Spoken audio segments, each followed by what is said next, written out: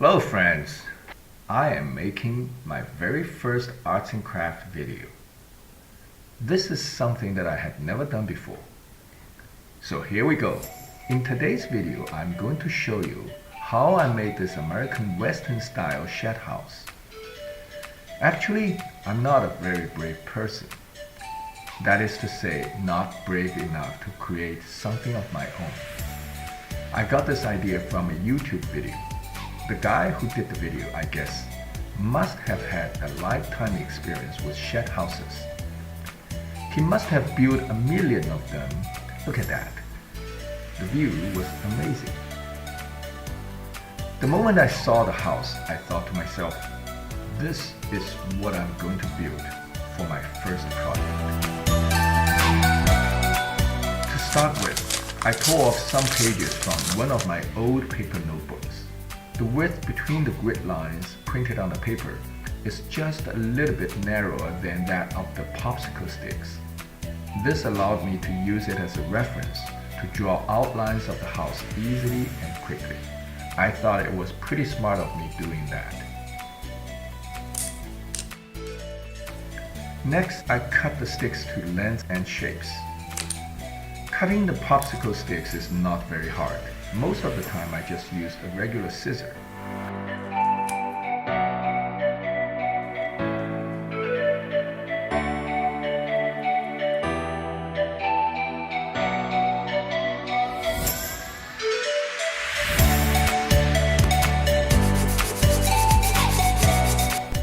Here I am preparing sticks for the rooftop. I drew a bunch of 1 centimeter spaced lines across the stick.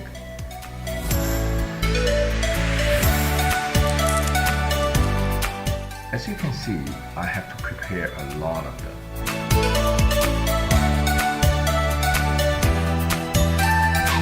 Now I'm building up shingles that goes onto the outside of the house.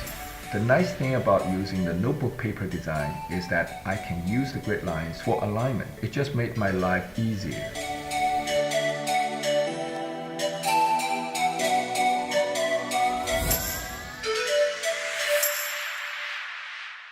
I use the same method for all of the walls. Sometimes you do this kind of stuff and you don't want to be bothered. So the best time for this would be in the late evenings, sometimes even into the early mornings. With this project, I've spent at least 3 such midnights. I enjoyed doing it so much that I didn't even want to get up to heat myself a cup of coffee. Now what I'm doing is the floors. As you can see, it's not like the others where each stick is laid on top of each other. This one is simply flat.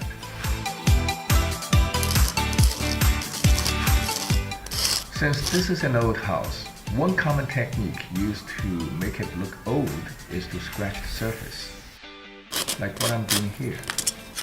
I could use the same technique for all of the other surfaces, but I decided it was not necessary because the paint that I was going to put on might just cover up all of my hard work.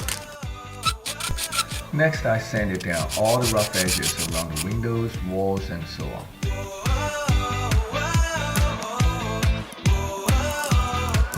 Some of the details were built using cut fine strips of the popsicle sticks. One of the things I learned from this project is that you got to believe in yourselves in what you can do. Sometimes it's just the very fear that's blocking you from succeed. You have to be willing to try different things. I think these trims around the doors and windows looked very nice. The roof pieces are a bit of a challenge. It took me many hours to go over each stick. First, I have to use a saw to cut into the line, but making sure not to cut through them. Then I have to cut a V shape at the start of each line. Last time I did a similar tedious job, as I can remember, was at least 20 years ago. The process is time-consuming and at times could be boring. So I listened to a YouTube program.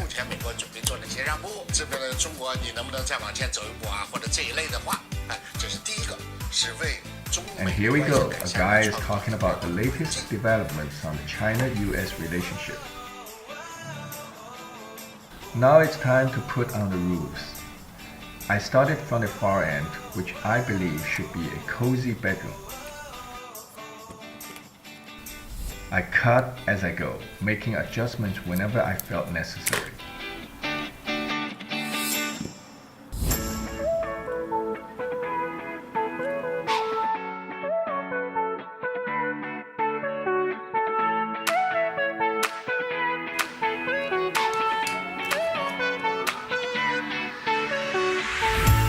At this moment, it started to look like a house, don't you think?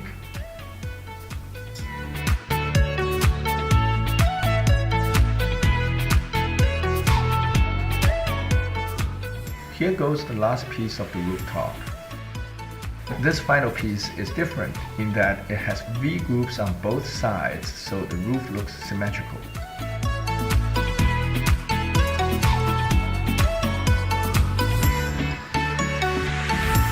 Now comes the windows, doors, sidings, and rails.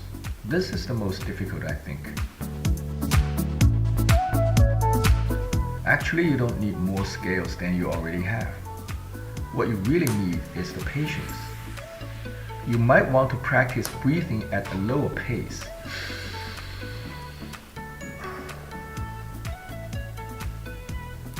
And that will help you with the ability to handle extra small pieces. There, I got it in the right place. Now look at those fat, dirty, ugly fingers of mine. I always believed that to do a good job, you sometimes have to get your hands dirty.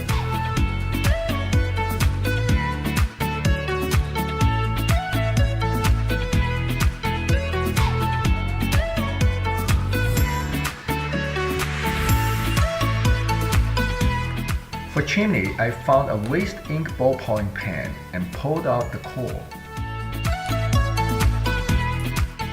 I cut the piece into two at a 45-degree angle so that they can be rejoined back together to form a 90-degree angle setup. A nice looking chimney it turned out. Now for window installations, I just have to be very careful not to drop it into the room or I will have a hard time taking it out. These sidings are pretty once they are all put in place. I still remember the house we used to have back in the US many years ago. Sidings and shingles are the typical American style decoration. And here's the window sill.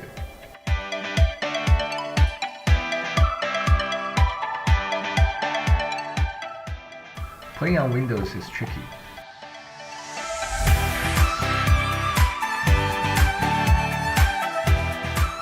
These sticks must be cut into right length. Not too long, not too short. Must be just right or it won't fit. Luckily, I have super glue, and if you've learned at least some physics terms, gravity sometimes helps too.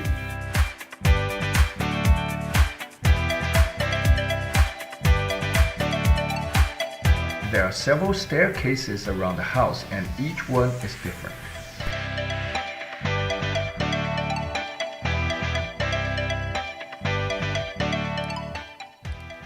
The idea is cheap, but it looked really great.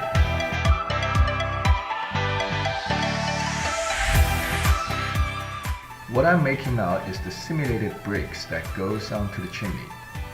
To do this, I used some PVA white glues and mixed in some sawdust. Then I randomly splattered on the chimney wall. It's a long process, but now I'm getting to the last step, the painting.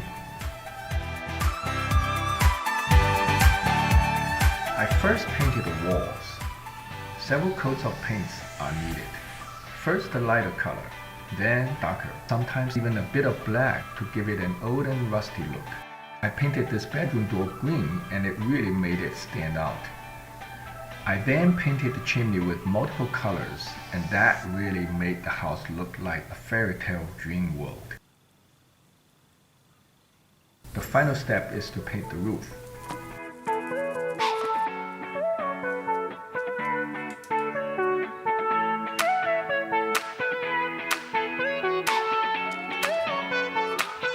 I also made some gadgets that will be placed around the house, such as a push cart, a spade, a wood pile, an axe, a flower pot, etc.